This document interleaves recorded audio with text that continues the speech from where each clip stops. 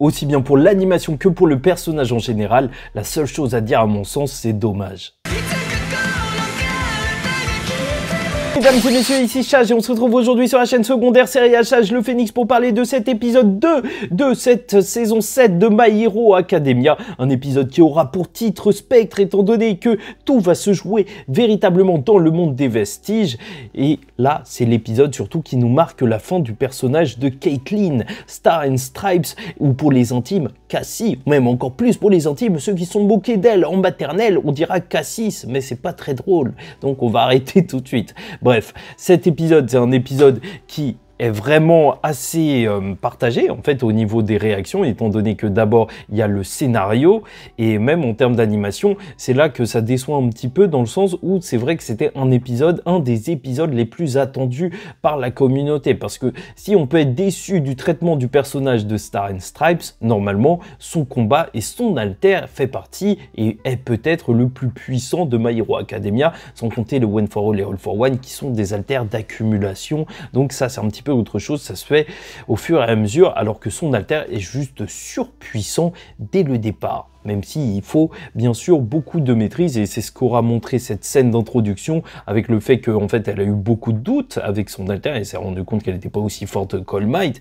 et en même temps elle se considérait et se comparait peut-être à une figure bien trop haute, et elle a décidé de se reposer sur ses camarades. Ce n'est pas parce que c'est une femme qu'elle ne va pas aller aussi loin qu'All Might, mais c'est juste parce que c'est All Might tout simplement, et je trouve ça génial en fait. Le personnage il est intéressant, le personnage de Star and Stripes, c'est pour ça qu'il a réussi à avoir la communauté et un petit peu tout le monde en réalité, donc dès le début avec son pouvoir surcheaté, un héros de l'étranger, et ça permet de traiter pour Horikoshi donc de toute cette phase de héros de l'étranger, parce qu'on n'a pas vu ça depuis en fait tout le manga, en fait on n'a jamais vu ça, et on verra même lors de cet épisode des réactions face à sa défaite, Salam le héros égyptien, celui qui est franchement très cliché, mais c'est super drôle.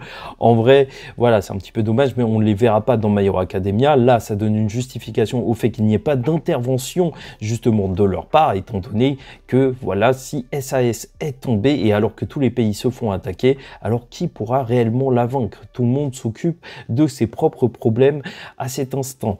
Et voilà. Donc en vrai, en termes d'animation, c'est quand même de la bonne animation pour My Hero Academia, hein. C'est pas les plus grands moments de My Hero Academia, on parlera pas quand même des épisodes qui sont comparables à Deku face à Overhaul, ou même Endeavor face au Nomu. Ça c'était quand même un gros morceau, et ça c'est un petit peu triste, parce que c'est vrai que le principal intérêt du personnage, c'est de voir ces attaques démentes, démentielles en fait, qui nous auront tous marqués, et même si elle est ultra puissante, même si ce sera marqué, bah elle va perdre. Bon, tout ça, ça se jouera dans une sorte de pari, alors qu'elle est en train d'écraser Shigaraki avec les lasers qu'elle a réussi donc à écraser sur lui. C'est sa régénération, elle est en train de baisser, et donc elle a prévu d'aller et d'utiliser donc les missiles américains. Voilà, c'est la force de l'Amérique, la force de frappe militaire. C'est un petit peu terrible à dire, mais voilà, elle l'utilise, et en fait tout se joue à ce moment précis, parce qu'elle doit lâcher donc les lasers, alors que les avions vont tirer sur le Shigaraki. Il va sauter lui donc pour la toucher, et ça va être celui qui touche l'autre le premier, sauf que en fait ce sera un faux Shigaraki, ce sera juste un Nomu qui prendra ça, et le vrai Shigaraki lui se cachera au fond du sol avec donc son alter. Il fera un trou jusqu'au centre de la terre, qui sait, enfin bref, voilà, c'est pour ça qu'il a plus ou moins survécu à cette explosion. Et là où l'animation, je te le dis, elle est un petit peu problématique quand on parle de My Hero Academia, c'est que le dessin d'Horikoshi, c'est un dessin qui a évolué avec le temps et qui est devenu super intéressant, même juste visuellement, graphiquement, à voir à ce moment précis, parce que le Shigaraki, qui en ressort même le corps tout calciné, mais c'était une page, elle était effrayante, et ça, malheureusement, c'est pas quelque chose qu'on a forcément ressenti dans l'animé, tu vois, c'est à ce niveau-là que je trouve que c'est plutôt moyen, c'est pas mauvais. Mais voilà, c'est vrai qu'on peut en attendre plus d'un anime aussi connu et avec une aussi grosse fanbase que My Hero Academia. C'est un petit peu dommage de pas mettre les bouchées doubles, parce qu'il n'est pas mauvais, encore une fois, mais c'est juste qu'ils auraient pu tout péter. Et malheureusement, tu es obligé de faire la comparaison avec Kimetsu no Yaiba, où t'as toujours, peut-être même trop, et ça, ce sera le sujet de la prochaine review, donc qui arrive tout de suite. Donc des stimuli, un petit peu de musique, voilà, des effets sonores, et ça bouge dans tous les sens. Et là, ok, t'as les OST et les seiyuu qui sauvent le tout, parce que franchement, au niveau des OST, des seiyuu et tout, au niveau sonore, l'épisode, il est excellent. Mais en termes d'animation, ce que tu vois, c'est vrai que ça pêche un petit peu. Enfin bref, donc elle va perdre, mais elle va ne pas laisser simplement son alter, le New Order, à All for One, qui aurait été tout content, parce que là, c'était sûr qu'il pouvait écraser le One for All. Non, elle demandera à son alter de se rebeller, alors que voilà, c'était terminé pour elle. En fait, elle s'est dit que de toute manière, même si ses avions explosaient, bah, ça ne marcherait pas. Elle n'a pas voulu sacrifier de vie inutilement. Elle aura perdu sa vue, et c'est peut-être en fait tout le rôle du personnage et ce qu'aura essayé de nous raconter Horikoshi, parce que ça reste quand même un assez gros mystère. Voilà, elle a gagné un sursis grâce au sauvetage d'All Might, et elle voulait juste lui rendre l'appareil, en fait. C'est l'héroïne qui représente la volonté d'All Might, elle aussi, à travers le monde. Et bon, son alter, il va se rebeller. Et je trouve que par contre, là, c'est une des séquences qui m'a beaucoup plu, en fait. Voir, justement, je te l'ai dit, au niveau du son, alors ça m'a pris cet épisode. Et justement, quand tu l'entends crier comme un titan et tout, tu vois son alter énorme en train de détruire les autres alters. Alors tu sens vraiment que quand même, il y a eu une certaine impact pour le personnage.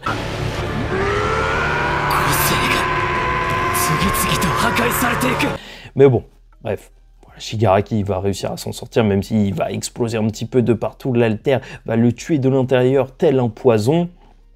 Mais bon, il s'en sortira juste nerfé. Et c'est là qu'on a un problème avec le personnage de Star and Stripes, c'est que déjà, c'est un personnage hyper puissant, hyper charismatique, et qui malheureusement, tu vois, te marque bien sûr visuellement et tout. Horikoshi est fort pour dessiner des personnages féminins, il n'a pas peur de dessiner des personnages vraiment stock quand il faut dessiner un personnage stock en dehors du fanservice et compagnie et tout. Non, il pense pas forcément à vendre des figurines, ou peut-être vendre des figurines aux gens qui aiment bien les femmes très très stock, mais ça c'est un autre sujet. Enfin bref, là le personnage de Star and Stripes, je vous avoue que ce qui a été problématique avec elle, c'est que son utilité dans l'intrigue, elle est plus que questionnable, dans le sens où le Shigaraki est devenu ultra fort, et ça c'est ce qu'on nous a dit, tu vois. Normalement là il est peut-être à son pic de puissance, sauf qu'on s'en rend pas vraiment compte, tu vois. Même il est tellement puissant que c'est pas forcément quantifiable jusqu'où il est puissant, et même son nombre d'alters. Donc si on nous dit que ouais, il a perdu plein d'alters et tout, vu qu'on sait même pas combien il en avait de base, tu vois, si on nous avait dit qu'il en avait 100, maintenant il en a 10, ok, ça aurait été compréhensible. Mais là, voilà, on sait qu'il a vaguement perdu des alters, qu'il est nerfé. Mais en fait, c'est un problème qui arrive parce que Horikoshi l'a créé. En fait, c'était ça qui était assez problématique. Je m'en souviens lors de la lecture du manga, parce que là, en fait, cette saison 7, elle bénéficie du fait qu'on passe à une autre saison. Donc, il y a eu quand même un peu de temps entre les deux saisons. Donc, tu n'as peut-être pas tous les événements en tête, mais quand tu lis tout le manga, c'est super bizarre. Tu vois, Shigaraki est devenu super fort et ensuite, on te le nerf tout de suite après. Tu te dis, bah, en fait, pourquoi on ne l'a pas nerf un petit peu plus avant? Et même SAS, ça aurait été intéressant, Star and Stripes, de l'avoir peut-être un petit peu plus tôt, avant ce grand moment de sacrifice. Parce que sinon, en fait, elle laisse, en fait, c'est triste à dire, en fait, cette impression de spectre, littéralement, dans le manga. Même si, voilà, elle a nerf Shigaraki, et elle a quand même une certaine utilité. Enfin, on en reparle dans le manga par la suite, mais quand même, ça reste tout de même assez léger. Surtout que ça règle deux problèmes. Déjà, la puissance de Shigaraki, qui n'est pas réellement un problème en soi, parce qu'il n'y avait pas besoin de le faire aussi puissant dans ce cas-là. Et l'autre problème, c'était en termes de temps. En fait, ça leur donne une semaine supplémentaire pour que tout le monde puisse se préparer un petit peu. Il faut qu'ils utilisent ce temps à bon escient. C'est vrai que normalement, là, sinon, dès le lendemain, le Shigaraki était prêt à tout péter. Mais même ça, c'est un problème. Tu as l'impression qu'il est créé artificiellement par Horikoshi, et qui se règle aussi artificiellement. Et encore, heureusement, t'as pas les événements de la saison 6 en tête, enfin, j'espère, parce que c'était n'importe quoi. Cette histoire, malheureusement, autant j'aime My Hero Academia, autant je défends le manga, autant il y a des trucs, là, le Shigaraki, le temps qu'il faut pour qu'il soit prêt, à chaque fois, ça changeait dans tous les sens. Je crois que c'est le 4e changement à ce niveau-là, mais heureusement, là, vu qu'il y a le passage à la saison 7, bah, tu gardes juste en tête que au lieu du lendemain, c'est la semaine d'après. Enfin bref, après, le personnage, il aura apporté apporter des choses, bien sûr. D'abord, ce nerf, bien entendu, mais en plus, donc, cette réaction à travers le monde. Maintenant, on sait ce qu'il en est. Enfin, malheureusement,